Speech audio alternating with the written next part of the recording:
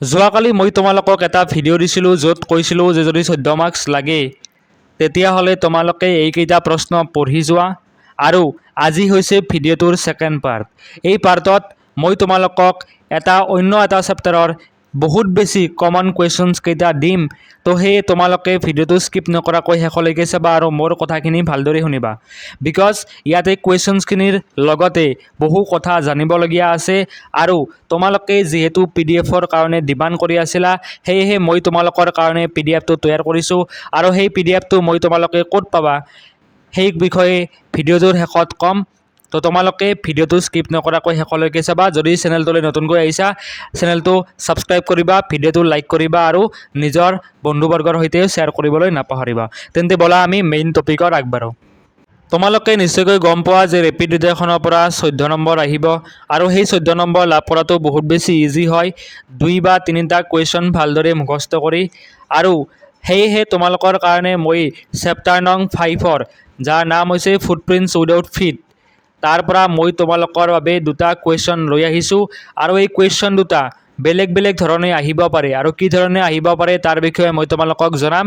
বাট তাৰ আগতে তোমালোকে এইখিনি বস্তু বুজি লোৱা যে তোমালোকক পোনপ্ৰথমে 4টা চেপ্টাৰ লাগিব। ক্লিয়াৰ হৈছেনে এইখিনি বস্তু? প্ৰথমটো হৈছে দ্য মিডনাইট ভিজিটৰ, ছেকেণ্ডটো হৈছে আ কুৱেশ্যন অফ ট্ৰাষ্ট, থাৰ্ড নংটো হৈছে ফুটপ্ৰিণ্টছ উইদাউট ফিট আৰু ফ'ৰ্থ নং চেপ্টাৰটো হৈছে তোমালোকৰ দ্য হেক ড্ৰাইভাৰ। অ'কে, এই 4টা চেপ্টাৰ তোমালোকক লাগিব। বাট মই যোৱাকালি কৈছিলোঁ যে এই 4টা চেপ্টাৰ তোমালোকে নাচালেও হ'ব, তোমালোকৰ হাতত যিহেতু কম সময় আছে সেয়েহে তোমালোকে মষ্ট ইম্পৰ্টেণ্ট আৰু মষ্ট কমন আনচাৰ্ছ বা কুৱেশ্যনছখিনি তোমালোকে চোৱা মাত্ৰ 2টা চেপ্টাৰৰ পৰা। তোমালোকে যদি বিচৰা যে তোমালোকে মিডনাইট ভিজিটৰ আৰু গ্ৰিফিন অৰ্থাৎ ফুটপ্ৰিণ্টছ উইদাউট ফিট নামৰ চেপ্টাৰটোৰ পৰা কুৱেশ্যনবিলাক তোমালোকে চাব পাৰিবা, বিকজ সেই পাৰ্টটো অলপ শ্বৰ্ট হয়, মানে অলপ ছুটি হয় আৰু তাৰ পৰা কুৱেশ্যনছবিলাক মুখস্থ কৰাটো অলপ ইজি হয়। সেয়েহে তোমালোকক second part footprints without Fitr পৰা মই 4টা কমন কুৱেশ্যনছ লৈ আহিছোঁ। এই কমন কুৱেশ্যনছ কেইটা কেনেধৰণে আহিব পাৰে, বেলেগ বেলেগ ধৰণে আহিব পাৰে তাৰ বিষয়ে মই তোমালোকক ক'ম। প্ৰথমটো কুৱেশ্যন হৈছে describe how Griffin was a lawless person. তোমালোকে এইটো বস্তু ট্ৰাষ্ট কৰা যে এই কুৱেশ্যনটো বহুতবাৰ এক্সামত আহিছে, বহুতবাৰ ৰিপিট হৈছে। তো তোমালোকে এই কুৱেশ্যন একেবাৰে মিছ নকৰিবা। আৰু কুৱেশ্যনটো প্ৰথমটো যদি নাহে তেতিয়াহ'লে কেনেদৰে আহিব পাৰে মই তোমালোকক স্ক্ৰীনত দেখুৱাই দিছোঁ। তোমালোকে স্ক্ৰীনত দেখিছা যে describe one of the incidents that proved that Griffin was a lawless person.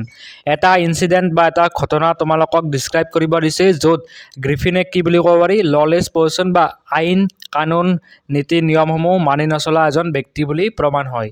Okay, same প্ৰশ্ন বাট বেলেগকৈ আহিছে। তো তোমালোকে উত্তৰটো কি লিখিব লাগিব? ছেম লিখিব লাগিব। তো তোমালোকে যদি প্ৰথমটো আনচাৰ মুখস্থ কৰা তেতিয়াহ'লে কি হ'ব? ছেম আনচাৰ ছেকেণ্ড নম্বৰ কুৱেশ্যনৰ কাৰণেও এপ্লিকেবল হ'ব, অৰ্থাৎ ছেকেণ্ড নম্বৰ কুৱেশ্যনটোৰ আনচাৰো তোমালোকে একে লিখিব পাৰিবা। নাইবা কুৱেশ্যনটো এইদৰে আহিব পাৰে যে give a pen picture of Griffin. Griffin কেনেকুৱা ধৰণৰ মানুহ আছিল, গ্ৰিফিন কেনেকুৱা আছিল তাৰ বিষয়ে তোমালোকক লিখিব দিব পাৰে। তো তোমালোকে দেখিছা যে কুৱেশ্যনটো কম্পাৰ্টমেণ্ট এক্সাম 2024ত অৰ্থাৎ যোৱাবাৰ আহিছিল। তো এইবাৰৰ কুৱেশ্যনটো অহা চান্স আছে। তো তোমালোকে ভালদৰে প্ৰিপেয়াৰ কৰিবা কুৱেশ্যনটোৰ আনচাৰ। স্ক্ৰীনত তোমালোকে কুৱেশ্যন নম্বৰ 3 লৈ মন কৰা। Mention the incidents which happened in the village of in after the arrival of Griffin. কুৱেশ্যনটো বহুত বেছি ইম্পৰ্টেণ্ট হয়। তো তোমালোকে এই কুৱেশ্যনটোৰ আনচাৰ মুখস্থ কৰিবলৈ ট্ৰাই কৰিবা আৰু কুৱেশ্যনটো কি বেলেগ ধৰণে আহিব পাৰে সেই বিষয়ে মই তোমালোকক দেখুৱাই দিছোঁ। তোমালোকে নেক্সট অৰ য'ত লিখা আছে, অৰ মানে হৈছে বা, হয়তো 4 নম্বৰ কুৱেশ্যনটো এই ধৰণে আহিব পাৰে, নহ'লে এটা বেলেগ ধৰণে আহিব পাৰে। অ'কে, তোমালোকে নাভাবিবা যে ইয়াত টোটেল 4টা কুৱেশ্যন আছে, ইয়াত কুৱেশ্যন আছে মাত্ৰ 2টা। বাট কি বেলেগ বেলেগ ধৰণে আহিব পাৰে সেইটো মই তোমালোকক দেখুৱাই দিছোঁ। অ'কে, কুৱেশ্যন নম্বৰ 4ত তোমালোকে দেখিছা কুৱেশ্যন নম্বৰ 3 হয়তো এইদৰে আহিব পাৰে, নহ'লে what unusual situations happened in the village of in after the arrival of Griffin mention in your own words. গ্ৰিফিনে যেতিয়া লণ্ডন এৰি ইনলৈ গৈছিল তাত কি ধৰণৰ অচলাৱস্থাৰ সৃষ্টি হৈছিল সেই বিষয়ে তোমাক নিজৰ ভাষাত লিখিব দিছে। কুৱেশ্যনটো বহুত বেছি ইম্পৰ্টেণ্ট হয়। এতিয়া আহিব তোমালোকে এই কুৱেশ্যনছবিলাকৰ আনচাৰ ক'ত পাবা।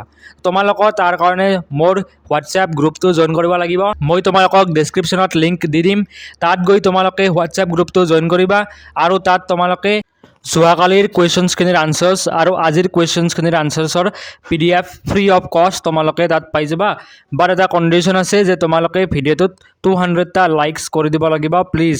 তোমালোকৰ এটা লাইকে মোক বহুত বেছি মটিভেট কৰে যাতে মই তোমালোকৰ কাৰণে নতুন নতুন বেষ্ট কণ্টেণ্ট আনি থাকিব পাৰোঁ।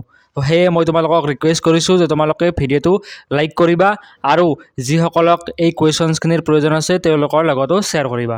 Thank you so' much for ৱাচিং।